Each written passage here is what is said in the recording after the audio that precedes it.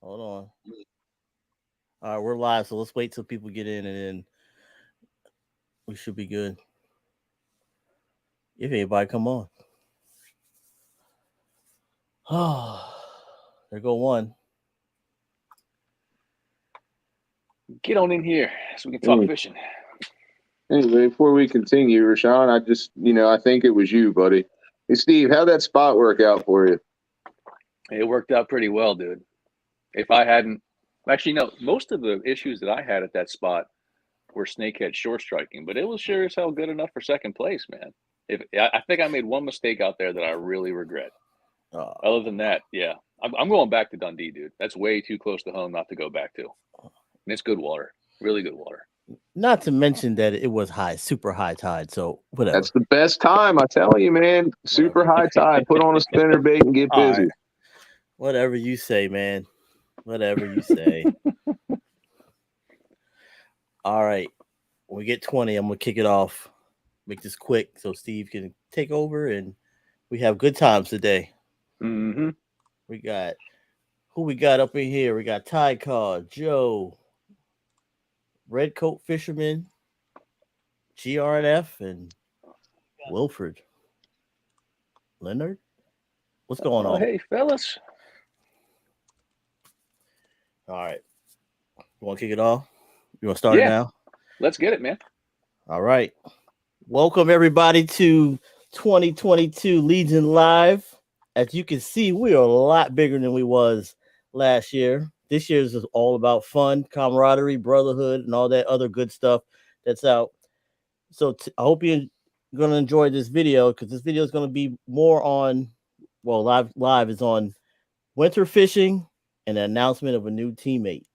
So that being said, I'm going to pass this on to Steve, and he's going to take you to the whatever outer verse he goes to. Hey, everybody, welcome for joining us here on Legion Live. Welcome back. We already got the next one scheduled for 2 weeks from now. So we're going to keep these going, especially on these days where it's either too iced up to fish open water and not iced up enough to ice fish around here. That's a bad spot to be in the Maryland, Delaware area. But anyway, the first thing we're going to hit tonight is going to be the cleanup meetup because that's this Sunday from 9 till 12 over on the Bush River. You can check out the event on the Legion Facebook page. Got all the details in it for exactly where we're going to be. We're bringing gloves. We're bringing trash bags. If you have some, by all means, bring them. The more the merrier. And on that note, it doesn't look like where I'm at right now. I'm down around Dundalk area. The snow's not really laying on the ground. So as of right now, it's on. We're moving forward with the meetup cleanup. All right.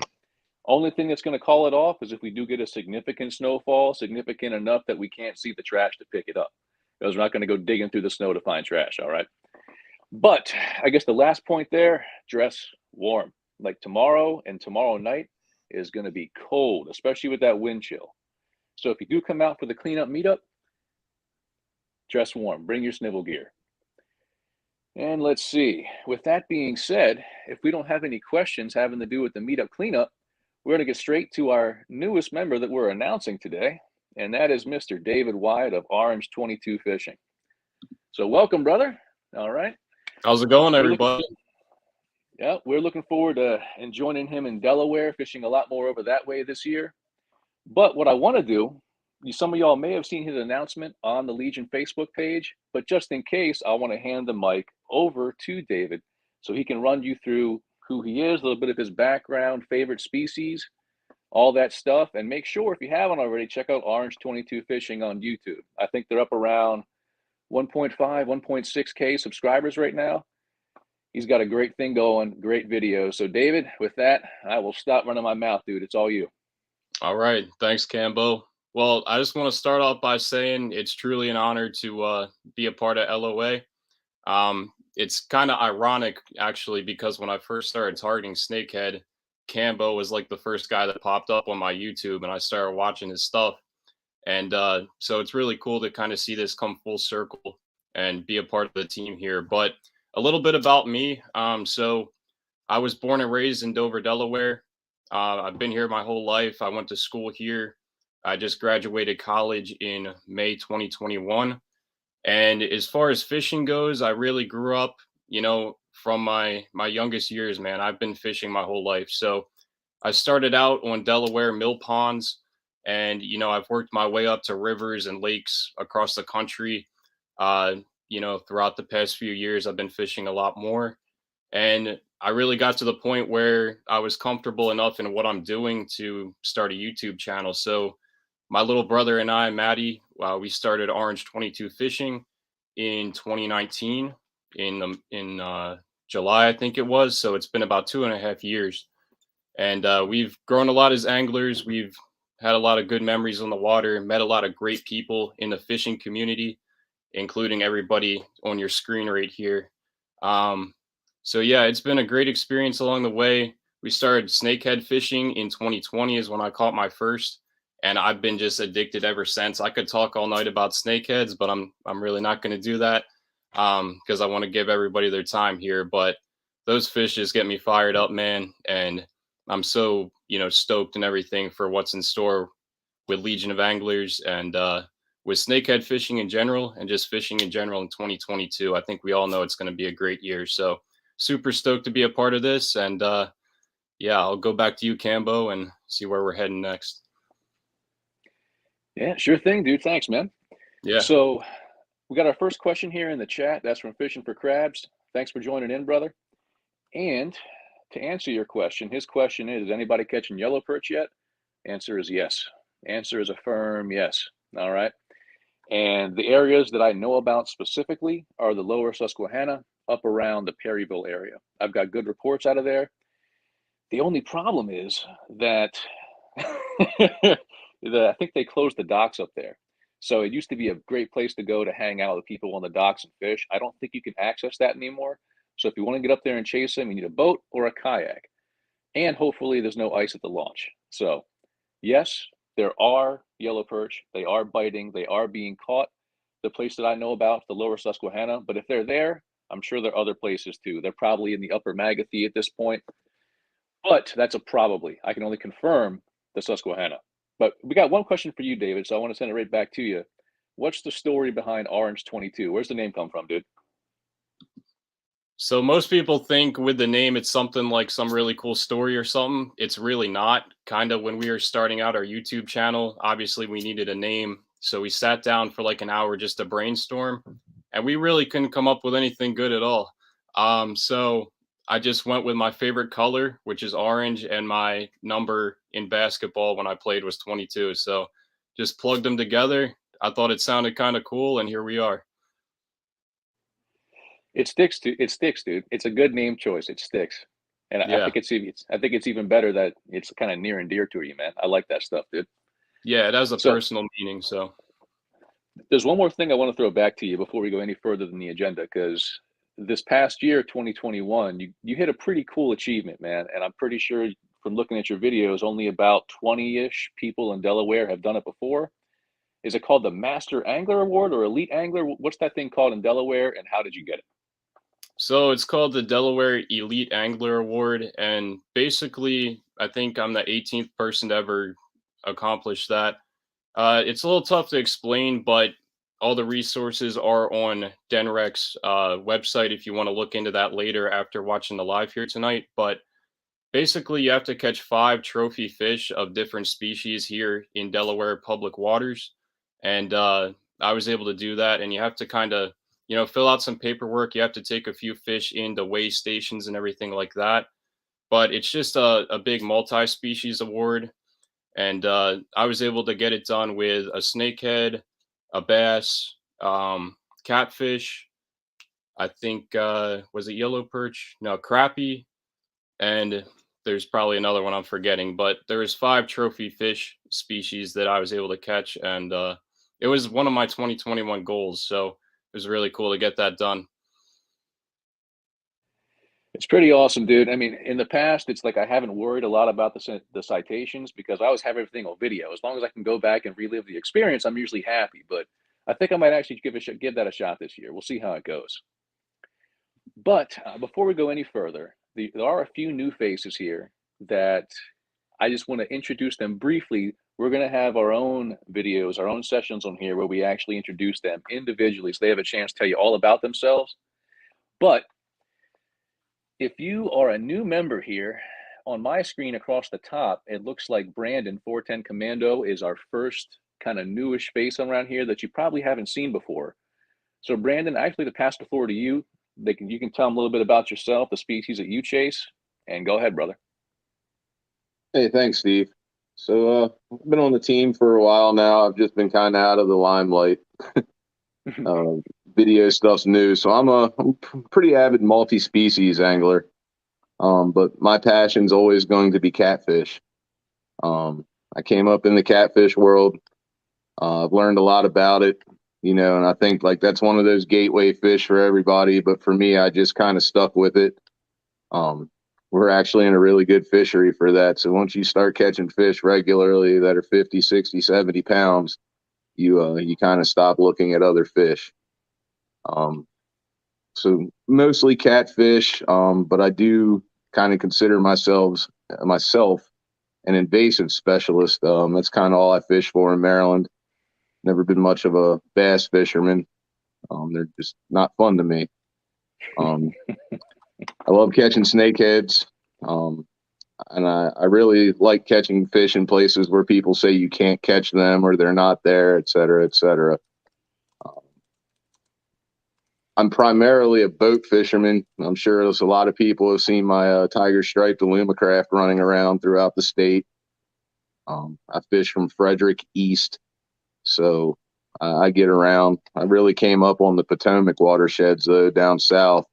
Started fishing for snakehead years ago on Mattawoman. And, you know, that drive gets old after a while, so I started fishing closer and then exploring this side, east side of Baltimore, things like that. It's really about it. I've got a YouTube and an Instagram.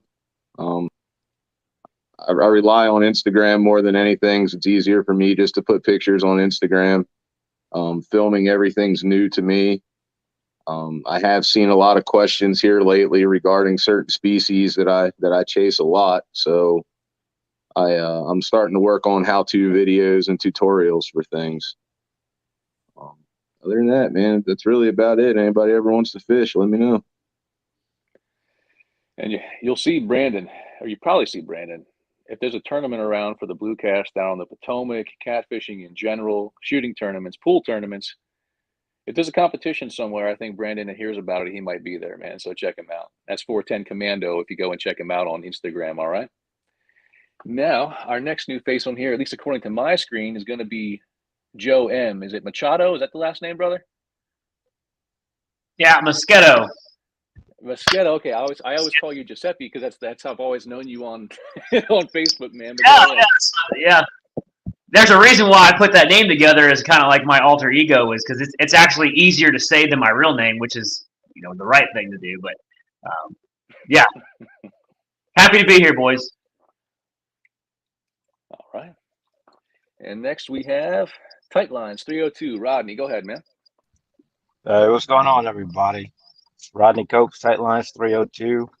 Also born and raised out of Dover, Delaware, like Dave. New to the whole video thing. I'm stoked to be here. Can't wait to fish with all of you. Yeah, dude. We're going to have some fun this year. Check him out on Instagram, man. He's got some funny content out there, dude. Who else we got? I see Joel down there. They should know you, Snakehead Slayer. But then, John Goyena. Go ahead, brother. Hey, what's up, everybody? I'm really excited to join the team. Been a fisherman on the East Coast pretty much all my life. Grew up fishing down in Florida, North Carolina on the coast, and probably for like the past 5 years, been fishing for snakehead. So just really glad to be part of the team. Like some of the others, I'm really new at recording videos and the social media stuff, but I'm learning, putting some new stuff out, kind of have a new twist on stuff called Twofold Fishing. So still building that, but yep, just excited to be here and excited to fish with you guys. Yes, dude. Y'all going to see us making trips to Delaware, to Virginia, and hopefully beyond. We got some trips that I won't even announce yet this year that we should be showing you some species that are going to be way out of the norm for the Maryland area. So keep an eye out for it.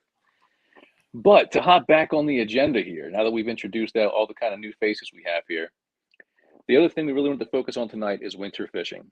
Because, you know, if you're anything like us, especially over the past couple of weeks with the weather we had, you're going kind of stir crazy. Like the winter time, especially for guys who chase snakehead and species like that, it can be a tough time, man. You know, we're going to hold each other. We're going to get through this. All right.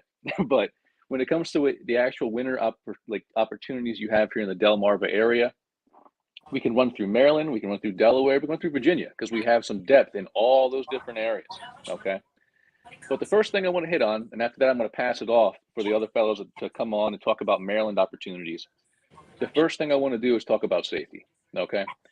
If you're going out this time of year, you really shouldn't be going by yourself. That's number one. If you do go by yourself, absolutely have a way to contact people. The technology out there right now is incredible. Like there's different emergency devices that can activate automatically if you have a bad fall, if you hit the water. But the bottom line is try to have a buddy. If you don't, let lots of people know where you are and when you should be back. And if you can afford it, absolutely have a dry suit. Okay. This time of year, going in the water can go really, really badly. Like I've gone in the water before up in Colorado, and it was after a lake that up at about probably 8,000 or 9,000 feet had just iced out. And this is back when I was in the military. Me and my soldiers were trying to help this kind of family that was stranded on some rocks. So I was like, okay, no problem. I didn't touch the water or anything. I was going to jump in so I could help them get off these rocks. I'll tell you what, I hit that water. The first thing I did was just all the air left my body. I rolled over on my back and just treaded water for like a solid 30 seconds just so I could get used to that water temp. And that's me intentionally going in the water. If you unintentionally go in the water, like you fall, you slip, you hit your head, something like that, it can kill you. It's deadly serious this time of year. So if you're going to go out there, adhere to those kind of safety standards. Take care of yourselves, all right? Ain't no fish worth your life, especially not for your family. But with safety kind of being out of the way, let's go ahead.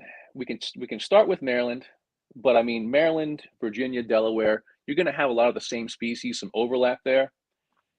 But what species do we want to talk about first, fellas? I'm kind of leading towards blue cats, assuming we still have Brandon on here. Did we lose him?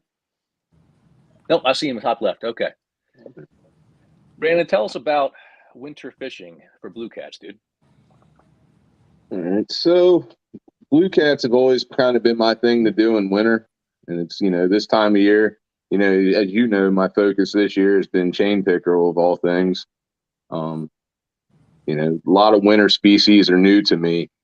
I run with a pretty good tournament trail on the Potomac this time of year, and it runs from October through February. And over the years, you know, I've learned once you start learning how to locate these fish, this is a good time to really catch some giants. I name drop one of my buddies, Ricky Bice. He just set a new PB the other day and a new tournament record on the Potomac at single fish was 72 pounds and some change. You know, in these tournaments down here, we do 2 fish weigh-ins, and typically you have to have a 100-pound bag between 2 fish to even think about being competitive. So it's easy to hold your attention. You get a nice day. The water's usually nice. The biggest thing is going to be locating your fish this time of year. You find your bait fish, you're going to find your catfish. You know, catfish are one of those things everybody always, you know, something dead and stinky and blah, blah, blah. And that's just not the case. Blues particularly are far more predatory than anyone gives them credit for. And for you guys that like to fish for panfish, you know, your crappie guys and your yellow perch guys, if you're on the fish, the blue cats are there. So, I mean, I don't change my tactics any in the wintertime versus the summer. About the only thing I do different is I downsize bait slightly. I just find I catch more bigger fish on smaller bait in the wintertime. You know, I'll put some feelers out. I'll suspend some rods from the boat. For the record, I'm a boat fisherman. I have a kayak and I use it, but I'm usually fishing out of one of my 2 boats. But I will rig everything the same. We'll suspend some rods. We will run some on the bottom and run some different rigs, and just to see what's working right now this time of year. But usually once you find them and you get in them, it's a pretty consistent endeavor. Good deal. So aside from the Potomac, dude, what are some waters that you would hit this time of year for blues? So in Maryland, in Maryland, the lower Susky has been the place that I'm keeping my eyes on. High volumes of fish. The size I haven't seen the size like we do down south, coming from the Potomac or the James. But with that being said, the volume on the Susquehanna is insane. We did 3 trips last year, about 6 hours apiece, and we boated over 206 fish. So, I mean, the numbers on the Susquehanna are insane. Now, I've been exploring some of these creeks, or you just see some different areas that look good. When I was down south, Mattawoman Creek was also a great place to catch blue cats. Of course, it's right off of the Potomac. Up here, I would do lower Susquehanna, and I've gotten into them in a few other creeks, but I'm not confident enough to say that anybody, that it wasn't a fluke. I wouldn't recommend anybody to those locations. Now, there's one more tip I want to get from you, since you taught me about this before the call today. And then I'm going to introduce one more new face that's here on the show with us. So that last tip, you go ahead and tell him, man, what mistake was I making that you just corrected me on when it came to rigging your hooks for catfishing? All right. So I use offset circle hooks when I fish for catfish. And I hear a lot of people say that they don't like them, and there's usually one of 2 reasons as to why they have failures with these offset circle hooks. So this is a Team Catfish 8/0 double action circle hook, and it's just an offset circle. Now, problem number 1 that people typically do is they put too big of a piece of bait on here, or they hook their bait too deep, rather. You can fish a huge piece of bait on here, but they fill this gap up too much. So then when the hook trips, it can't dig in because your gap's full here in the middle. Thing number 2, where people typically have problems, is how they rig their hooks. Okay, and I'm trying to hold this up to the camera for everybody. It's looking pretty good so far, dude. With a circle hook, a lot of people just tie a knot on them like a regular hook. And that doesn't allow these hooks to have that trip action that they need to work effectively, because with these hooks, you don't set them. You let the fish set them for you. So I put a YouTube video up today, and, I did go over this, but this knot here is called the knotless snell. And what tends to happen is when people tie knots on the circle hooks, if you see the lines coming out of the front of the eye, they typically have the line coming out of the back of the eye. And what that does is it just lets the hook flounder and it doesn't trip. Whereas if you have it coming out of the front of the eye, and here's a good test I was telling everybody, once you spool your leader up, just pull your line across your hand. And no matter what, that hook's just hanging here willy-nilly. You slide it across your hand and it goes point first every time. And the biggest thing is with these, I always tell everyone to use a leader and set them up that way versus just tying them onto your line. And, you do a knotless snell is my favorite. So you would hold your hook like that, come through the bottom of the eye to the heel of the hook, pinch your line. Now, they say you're supposed to wrap it a minimum of 7 times. And like I discussed earlier, I don't like odd numbers, so I do 10. Borderline overkill, but that's okay. And then you come back through the back and out the front. And then cinch your line down, and you now have a snelled hook that's going to work 100% of the time, every time. And I'll tell y'all right now, I was missing a lot of blue cats. You'll see the video come out soon. I was out there on the Marshy Hope, which is another really good place for blue cats. And I was out there with Rashawn and my buddy Jamie. And I was missing a lot of fish, dude. I was missing a lot of fish. And I was getting kind of frustrated. And now I know exactly why I was doing it, because I was just tying Palomars. You know, it's an easy knot to tie, especially on the fly. I was using the Palomar with those circles, and it was hurting. It was hurting. So that's a great tip for y'all to take to heart, man. Great tip. So thanks very much, Brandon, for giving us a lowdown on blue cats. The one, actually, it's not a new face. Angel's been with us a while. But while we're up here dealing with snow, Angel is down there. Yes, you see that logo pop up. That is the owner of Acor Frogs. And if you've seen my snakehead videos, I'm sure you've seen the Acor. Angel, how you doing, brother? What are you fishing for down there, man? What's up, guys?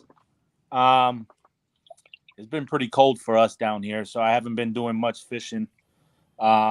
Just sticking right now to the saltwater stuff. It's a little bit too cold for snaking. I mean, you can get them, but it's a lot harder now. So yeah, I just been doing, the saltwater stuff, just to kill some time. But we should be coming into season in the next couple months, and they're gonna be fired up. Dude, I can't wait. I cannot wait. I can't wait to tangle with the bullseye. I got to put them side by side. I've caught plenty of northerns. I haven't caught the bullseye yet. It's well past time. Yeah, This when year I'm trying to cross it off. Tommy was down here, and so was Rashawn, and we had a pretty good time. Yep. Yeah. Make a trip soon. Yeah. Good times. Oh Good yeah. times. So to our Virginia boys here on the call, there's one river. Actually, there's more than one river. There's at least two rivers I can think of down there that if I were chasing blue cats, I would go to. But I'm gonna leave that to you, gentlemen. I'm pretty sure that you probably know about them too. So if any of y'all want to take that and run with it, take it and run with it. Tell us about the blue cat fishing down in Virginia.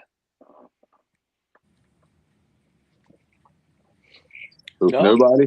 None of you Virginia boys are going to claim it? I'm get gonna. lucky when I snakehead fish. I'm gonna say he's got the record blue cat for us Virginia boys down here. So this is Joel's comments. No, I typically, but I don't really fish for blue cats. I went with Jonathan a couple of years ago. We went on a charter. We went up to DC actually, which is you probably know, Brandon. This is a hot spot for cats. Caught some monsters over there. I mean, other than that, I really don't target catfish. I'm probably missing out, but yeah, I mean, because Virginia, that's always to my knowledge, even years and years ago before I got serious about this, like the James River is the place to go catch blues. The Raff is certainly an up and coming river, but if I could take a trip right now, pick 3 destinations, the James is definitely on that list. Outside of that, I might want to go to Kerr Lake or Bugs Island, but outside the James, I mean, I don't know that there's a better cat fishery, within a drivable distance. Yeah, I don't think so. I mean, I usually go down there with my buddy Oren. If you see my blue cat videos, that's usually where I'm at, is down on the Rappahannock. But I mean, the James, even more than the Rappahannock, just has it's pretty much known for having the biggest blues around. And I've never heard of a place in Virginia that's better to go than the James. It may exist, but if it does, I haven't heard of it. No, I've got some friends down there. I've got 2 friends that run guide services down there. And giant fish is what the James is known for. I mean, they have guys come from all over the country, and I'll give them a shout out now. Adam Cook with Nautical Pride Sport Fishing, he runs top-notch guide service down there, and he literally has people travel from 3/4 of the way across the country just to get on his boat and go have a shot at 100-pound blue. And I don't know of any one body of water that consistently produces more 80 to 100-pound class fish than the James. Yeah, dude. For any of you interested in that, I just dropped a link to Nautical Pride Sport Fishing in the chat on Cambo Trout Fishing. We can probably get it to a few other areas as well. But you will see us down that way this year. Like I already have designs on the wrap, because the upper wrap has incredible smallmouth fishing. The farther you go down, the more largemouth and snakehead you see. And the farther you go down past that, the more blues you see. It's some really good fish, but it's kind of the same thing with the lower Susky. Like the population density is just insane. If you've seen my blue cat electro fishing, where I went out with the Virginia Department of Game and Inland Fisheries, it's just as far as you can see is blue catfish on the surface of the water. It's insane how many blue cats are down there, how much of the population they make up. It's mind-blowing. But that's catfish. So that's one good option for you during the winter if you want to get out fishing. As long as there's not ice on the water, and maybe even if there is, I don't know, never tried it, you can catch blue cats, man. That's a good way to spend the winter. And it's a good eating fish. Just the one tip that I would give you is when you're dealing with blue cats, cut out all the red meat, cut out the meat around the belly. Like if you try to maximize the amount of meat on there and don't get rid of that stuff, your odds are you're going to get a fishy taste, even if you brine it. So make sure you cut away all that other meat if you want to eat that blue cat. If you do that, they're delicious. Just make sure you cut away that red meat and all that kind of stuff. And also, real quick, for anybody that's watching this, says, I'm not much of a cat fisherman. I don't like the sitting and waiting.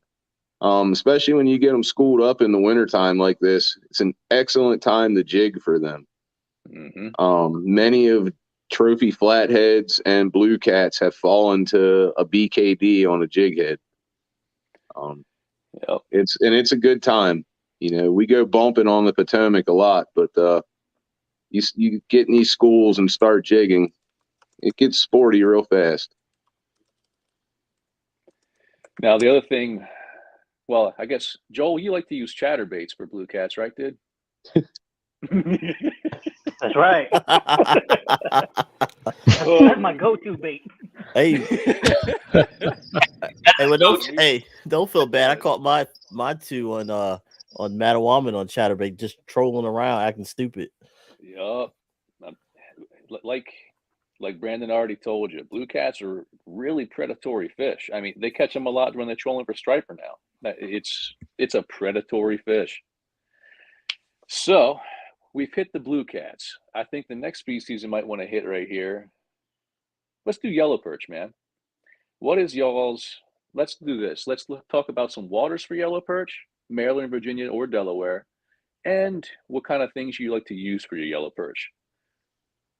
I do it pretty often, but I know there's at least a couple more when you're here to do it. So, like Joel, you're going to have to scout for yellows pretty soon, right?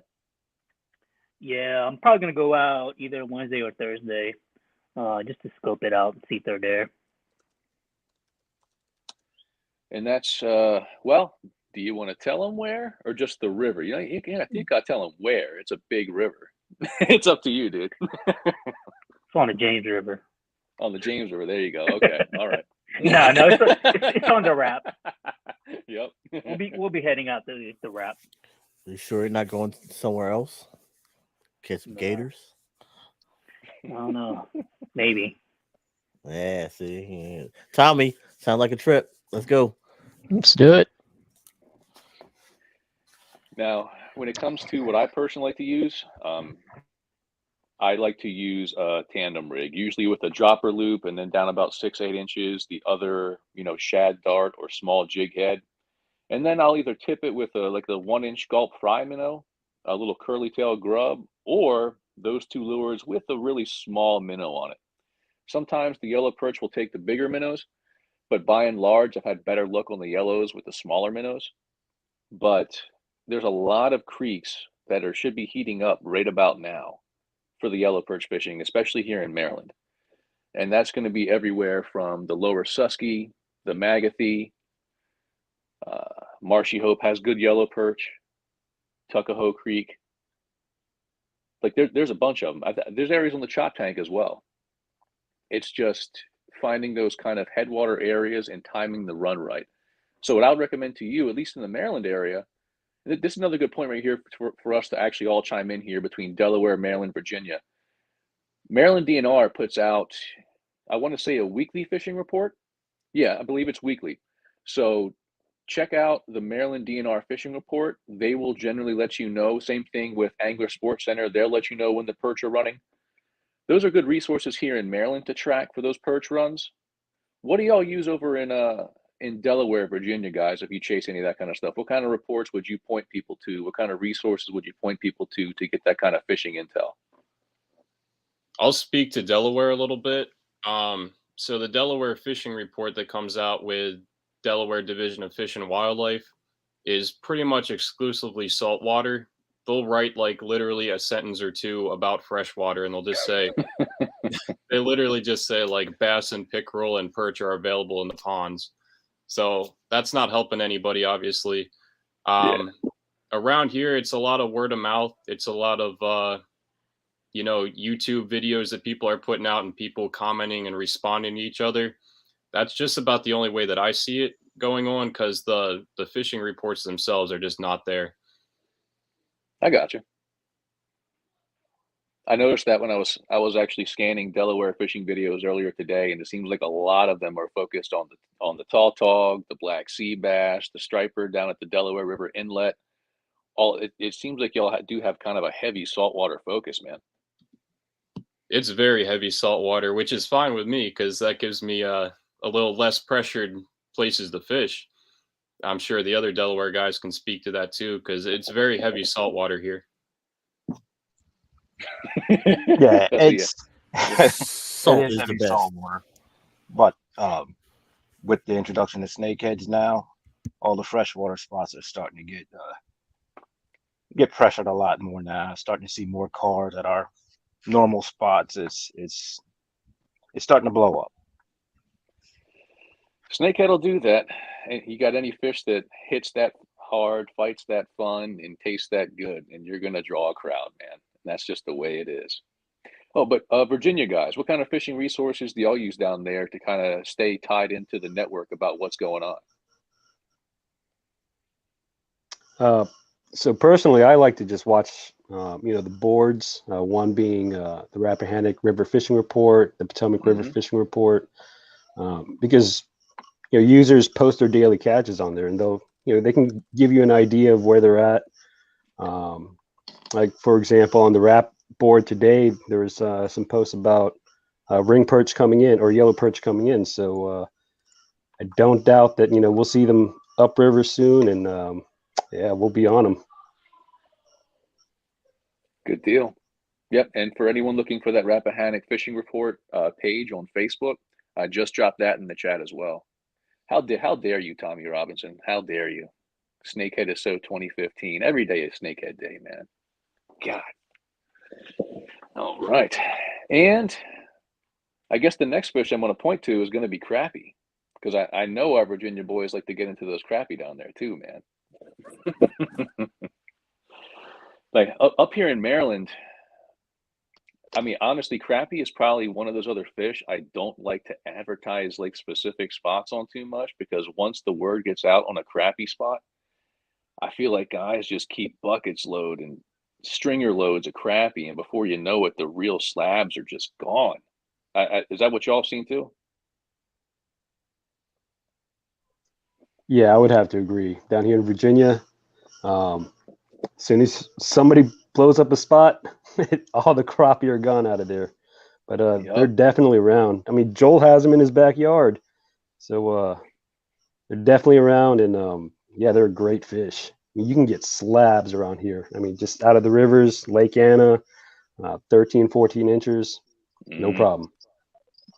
I love that stuff, especially when you get a 13, 14 incher with shoulders on her. It's a fun fish, dude. I love when they come to the surface, you see the mouth, you think it's a bass, and it turns into a crappie. I love that feeling. I love that feeling so much.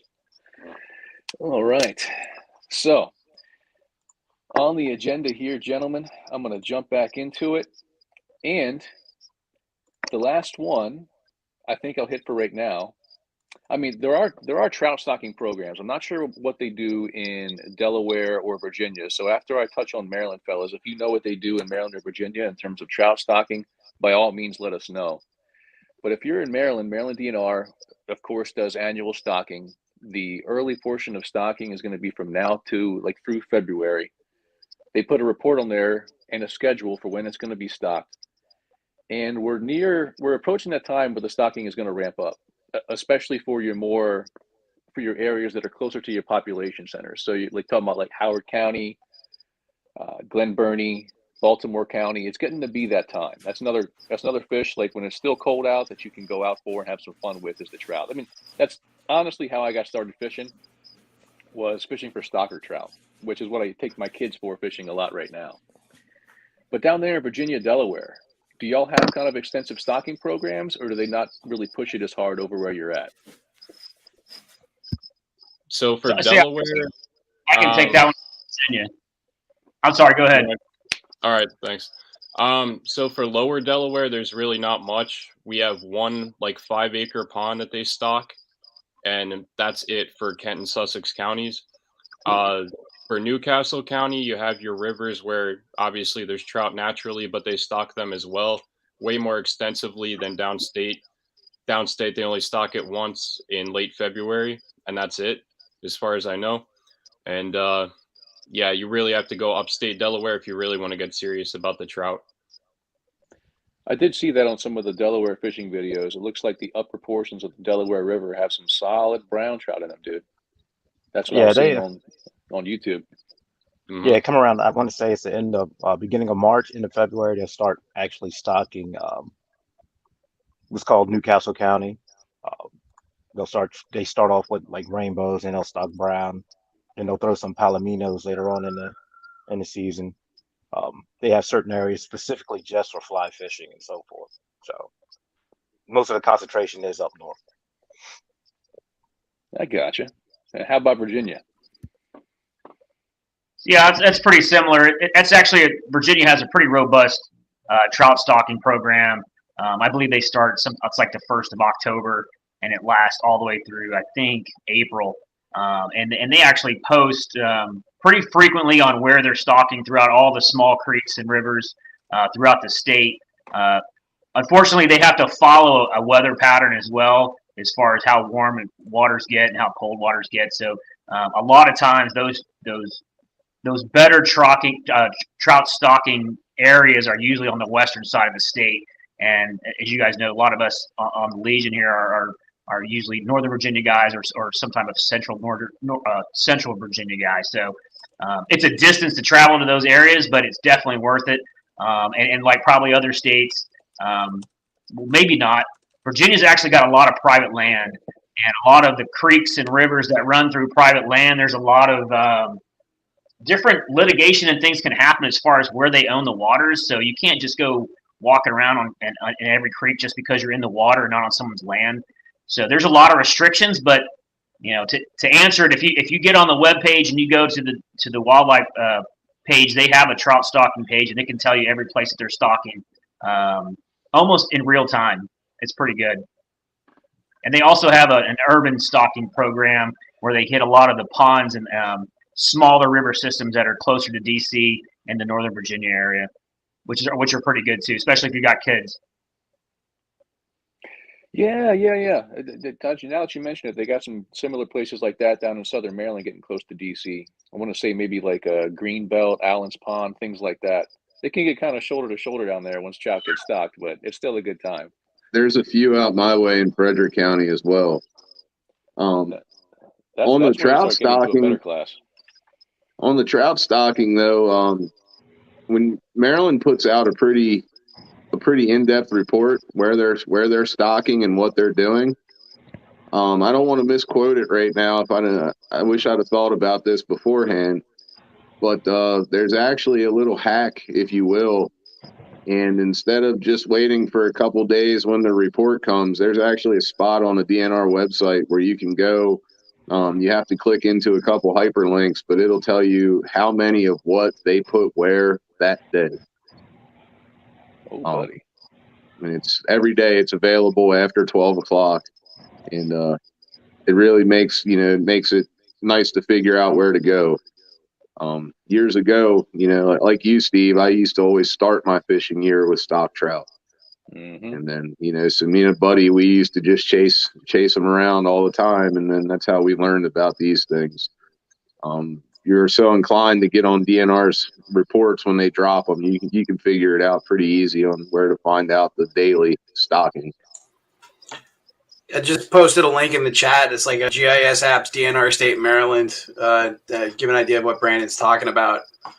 Morgan Run got 500 fish on the 13th. South Branch Patapsco River got 1,000 fish on the 13th. It goes on and on and on. So it literally tells you where the fish are and how many of them are in that spot. Well, I'll be happy to update you because this one I'm talking about, it would have told you on the 13th where they went. Oh, no kidding. Okay. Yeah. Oh, cool.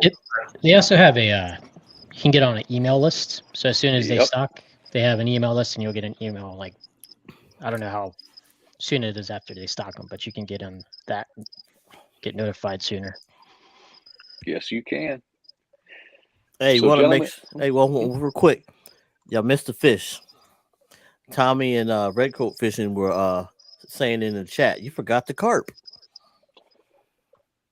I can't speak on that one yet. Who wants to take Carp, man? So, we gotta get Tommy on here. we got to get Tommy involved. Carp's on my to-do list this spring. For those that don't know, I live out here in Carroll County. I don't live near water. We have a couple creeks though that always hold carp and suckers. So sometimes me and my son will go and fish there. But I don't do it like those guys overseas. We're just a small sinker and a big lob of night crawler.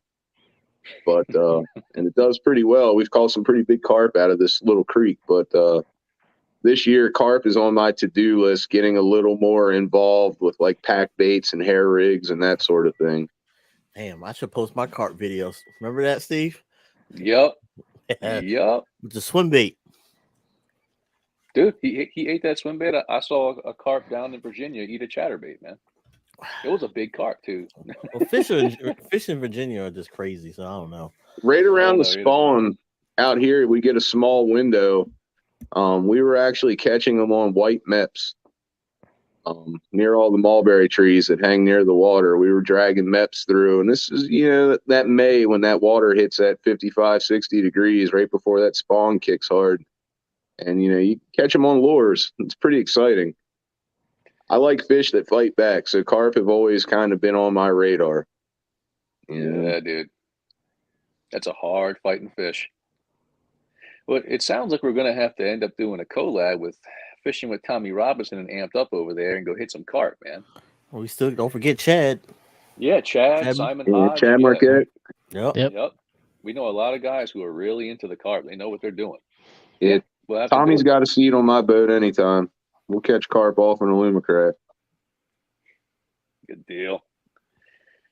So I think for the last species that I was planning on hitting, and y'all can jump in with anything else you want to hit, fellas. But the last thing that I was going to highlight is going to be the chain pickerel. And right now, I'm still in the CCA pickerel tournament right now. That lasts through the end of February.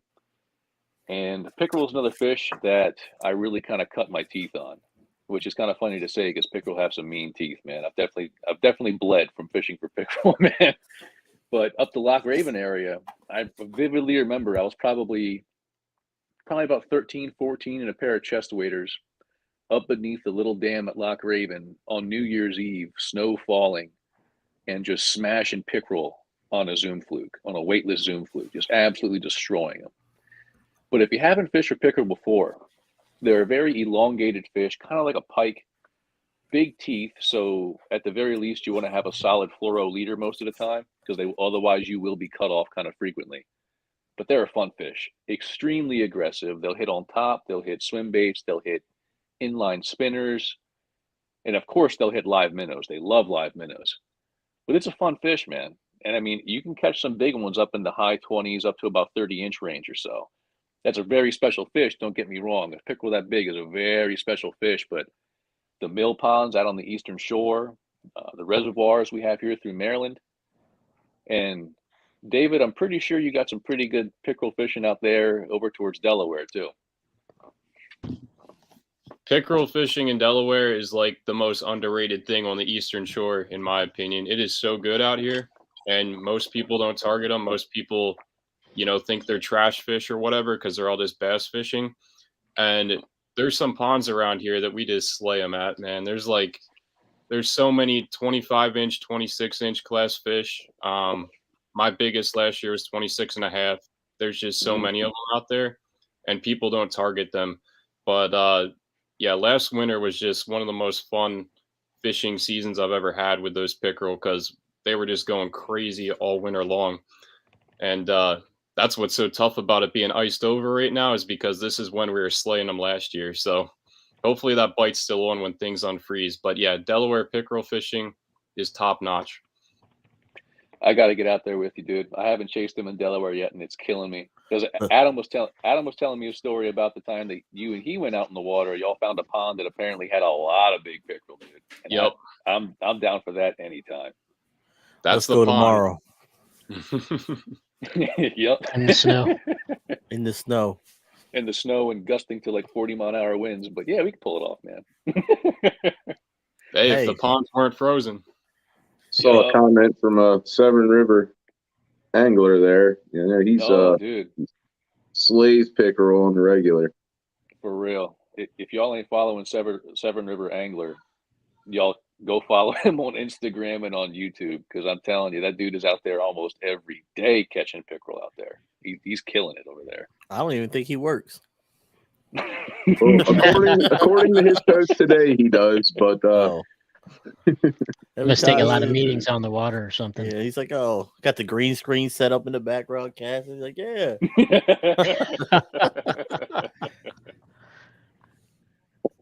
Well, gentlemen, this is your chance right here. I've gone through the agenda for the species that I've thought of for winter fishing. Am I missing any out there? Tommy, what you got? If y'all are in the chat, you can throw it out too. Well, if you guys want to talk about rockfish or striper fishing. Yeah. It is CNR right now, so it's only catch and release, but there's a lot of opportunity out there to go catch them. It will be a lot easier with a boat.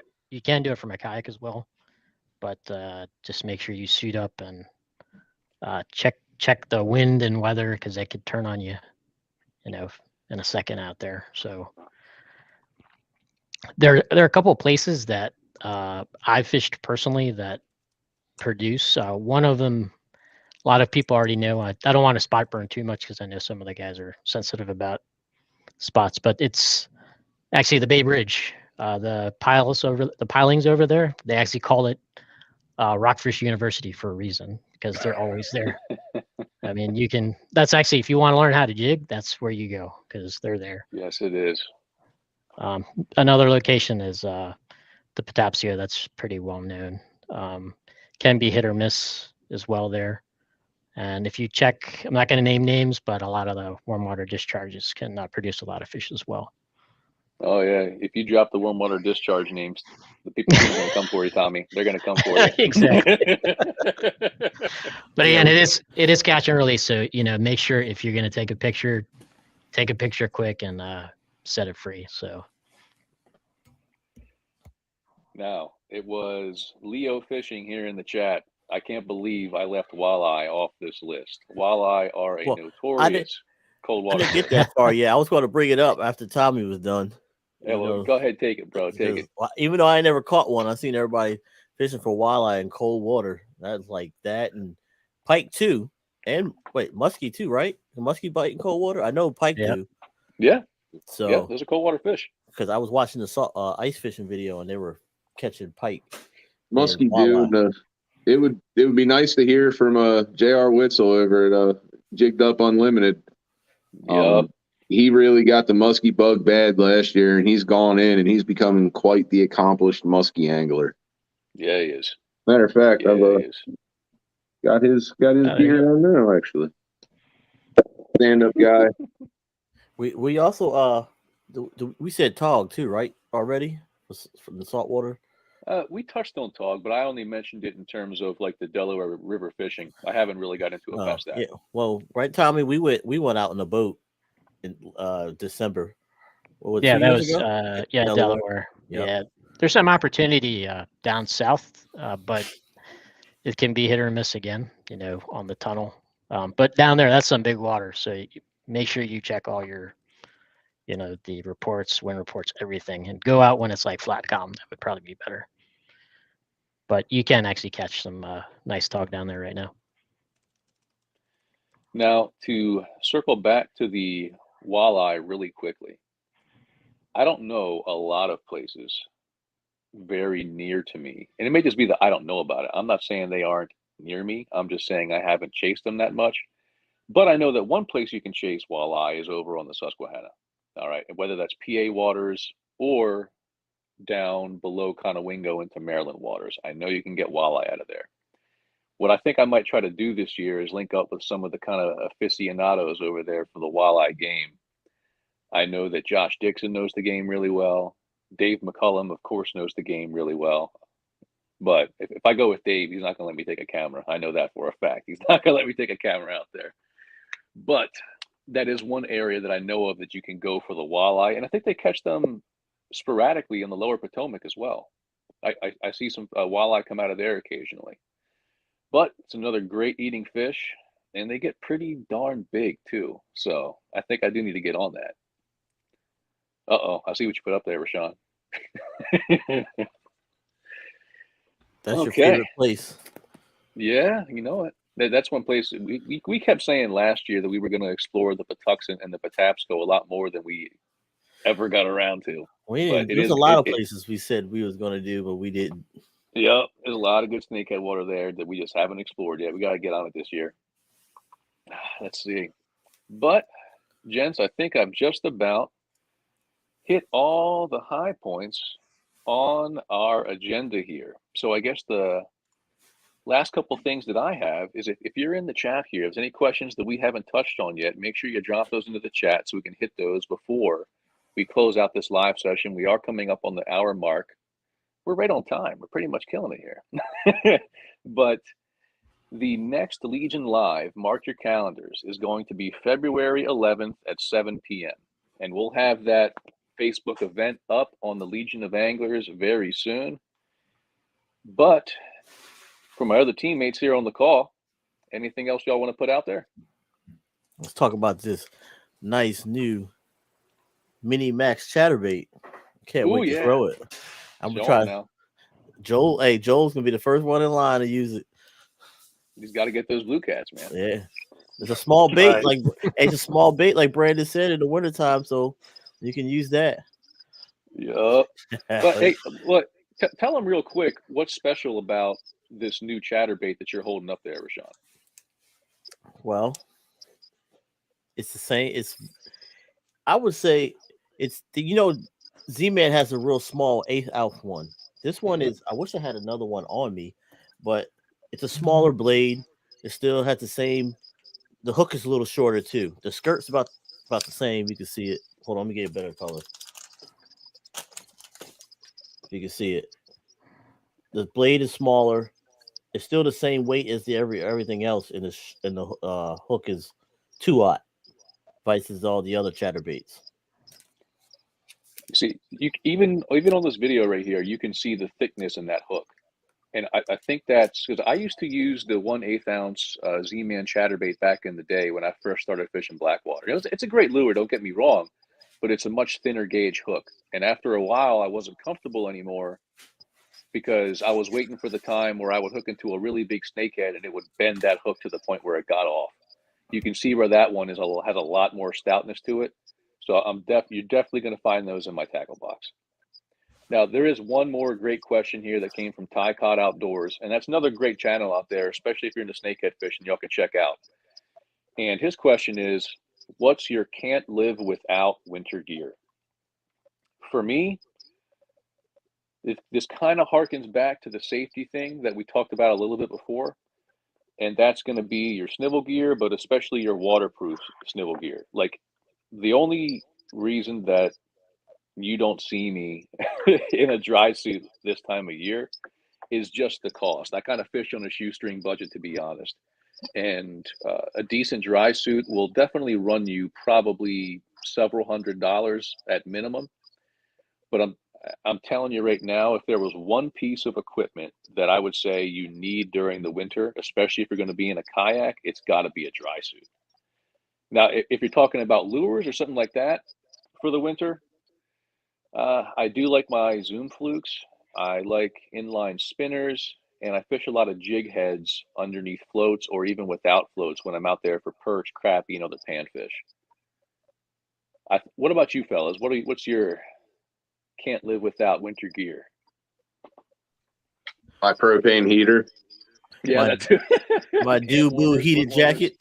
I was about to say the same. Yeah. That thing is Dubu awesome. heated jacket. Yeah.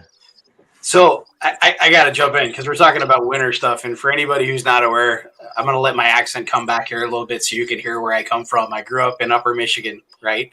So whenever you hear the little Canadians start to flitter about in the back of my throat, that's what that's come from. Is that I'm a Uber. So yeah, a boot. Yeah. Speaking of a boot, that's what I actually wanted to talk about is take care of your feet. If you're gonna be out there, there's nothing worse than having cold feet. And you know, we know boots, they get crazy expensive. Earlier this year, I was trying to figure out what solution I could use for winter kayak fishing without breaking the bank. I've got a family, I got a small kid, I've got a guitar habit, as you can see. I don't want to spend a whole bunch of money if I don't have to. Check out your local Goodwills, folks. Like, it's amazing the amount of stuff that you can find in there that's like outdoor centric, really, really high quality gear that's available. I picked up a pair of muck boots, which I think is like the house brand of Cabela's. Some of the best like knee high waterproof boots that I've had in my life for like Awesome. $15, and they're brand new. So again, don't be afraid to raid those resources. But more than anything else, take care of your feet. Take care of your feet when it's cold outside. Yeah, and to go along with what Adam was talking about, you know, I think one of the basics I always harp on is wool. You know, everyone has, you know, synthetic stuff out, but really wool socks, wool sweaters, wool gear, even wool, you know, underlayers from like smart wool. That stuff will keep you warmer and drier than cotton and some of these other synthetics out there. So, and similar to what Adam was saying, you can find that at your Goodwill. You can find them at military surplus stores. So, yeah, you don't have to buy, you know, the $200 suits. Touching on wool, you know, last year I got turned on to something of like the alpaca fiber, the alpaca socks.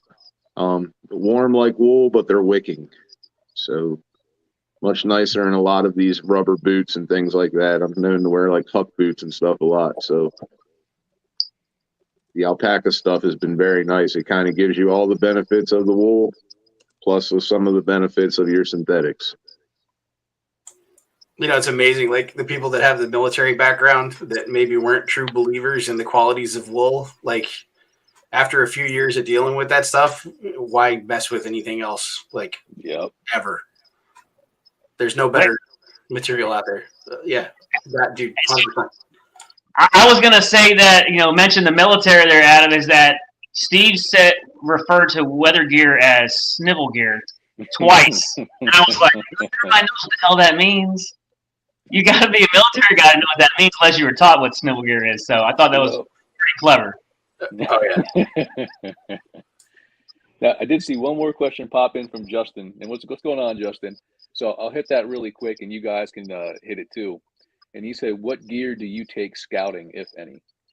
And I'm going to be honest, I'm usually apprehensive about scouting during the winter, unless I have some pretty solid intel, because winter can be a tough time to scout, man. But with that being said, and I know I'm going to catch some shit for this, and it is what it is. I like to bring minnows, man. Like when it's winter time. Minnow man. I do like to bring my minnows because at the end of the day, do I prefer to use lures? Absolutely. Do I prefer the challenge? Absolutely. But do I also like to catch fish? You're damn right I do. Lies. What was that line in my video? It's like, I'll be that guy. Yep, I will be that guy. I will be that guy slinging minnows, dude. If it's the difference between catching fish and not, I will be slinging minnows. All right, gents. If we don't have anything else, that's about the hour mark. I have my. You want to say hi real quick, son? Hi and goodbye. Get out of here, man.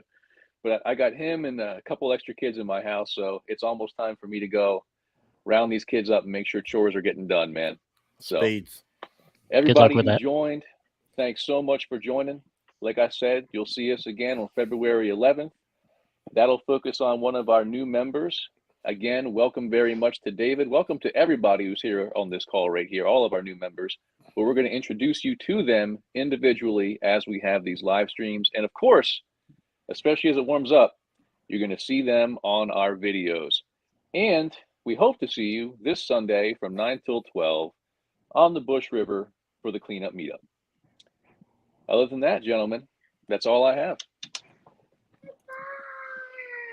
Deuces. Get out of here, man. Hold on. You ready? Oh, man. We're about to end it. Really? Well,